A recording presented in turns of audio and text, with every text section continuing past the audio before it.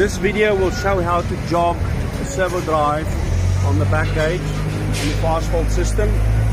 These are the servo drives.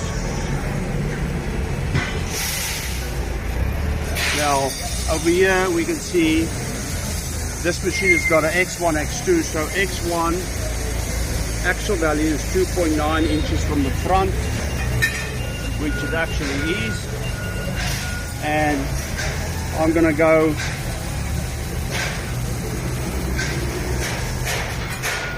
press mode, P0, press shift, goes to P1, again P2, again P3, again P4, up arrow to 1, 2, 3, 4, 5. That's actually X2, so I'll continue with X1.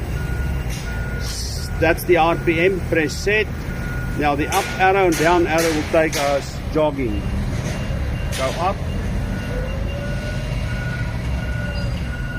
down arrow, up.